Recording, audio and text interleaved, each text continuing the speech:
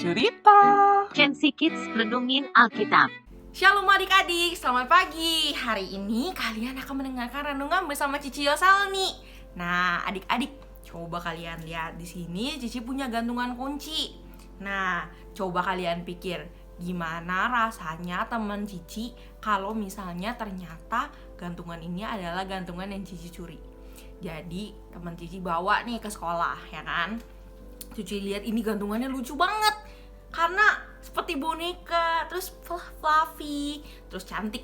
Nah, ketika teman Cici bawa, diam-diam pas istirahat Cici ambil, lalu Cici umpetin ke dalam kotak makan. Terus teman Cici bilang, gantungan aku mana ya? Kok gantungan aku hilang?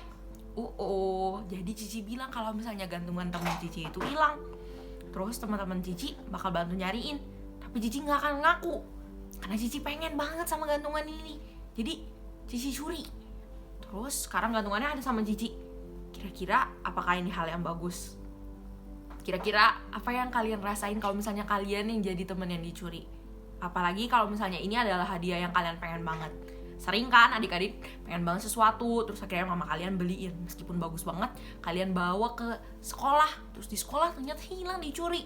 Pasti rasanya menyedihkan adik-adik. Hal itu terjadi pada tokoh Alkitab yang namanya Nabot adik-adik.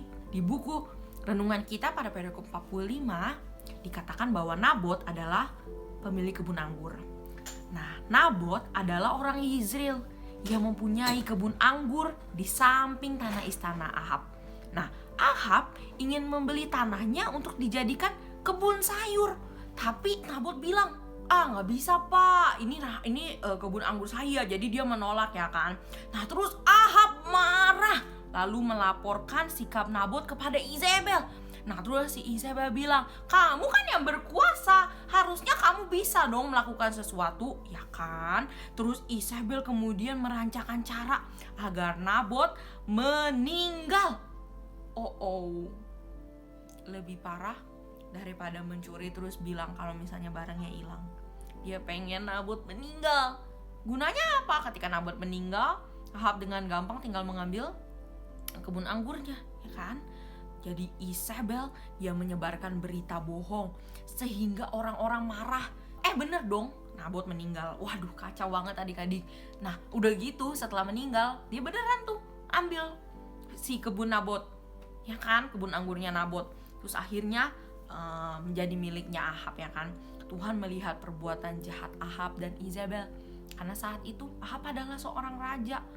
Harusnya sebagai seorang raja yang melakukan yang benar dong, seperti Raja Daud, Raja Salomo, raja yang baik-baik. Tapi Ahab tidak seperti itu. Ahab adalah raja yang jahat.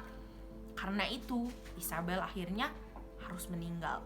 Nanti di akhirnya Ahab pun juga meninggal loh adik-adik, karena dia kalah dalam peperangan. Jadi adik-adik, di sini kita belajar kalau misalnya kita mengingini sesuatu, kita tunggu saja, sabar, karena yang terbaik itu akan menjadi milik kita, direncanakan oleh Tuhan. Tapi kalau misalnya itu bukan sesuatu yang menjadi milik kita tidak boleh okein semua cara, kita tidak boleh halalin semua cara untuk mendapatkan hal itu. Nah, adik-adik, hari ini kita akan membaca 1 Raja-Raja 21. Ku baca Alkitab, ku dapat menjawab. Nah, adik-adik, jawab ya di kolom komentar pertanyaan ini. Berita bohong apa yang disebarkan Izebel terhadap Nabot? Ayo, kalau misalnya adik-adik baca di 1 Raja-Raja 21, adik-adik akan punya jawabannya. Adik-adik, itu dia cerita dari Cici. Sekarang kita mau berdoa ya. Tuhan Yesus, terima kasih Engkau telah memimpin renungan kami pada hari ini. Tuhan Yesus, kami belajar Tuhan bahwa bukan dengan cara yang tidak baik Tuhan kami harus menginginkan sesuatu. Jika kami menginginkan sesuatu, kami mau belajar Tuhan supaya kami bisa lebih sabar, supaya kami tidak melakukan hal jahat Tuhan, supaya kami bisa terus menyenangkan hati-Mu. Hanya dalam nama Tuhan Yesus kami berdoa dan mengucap syukur.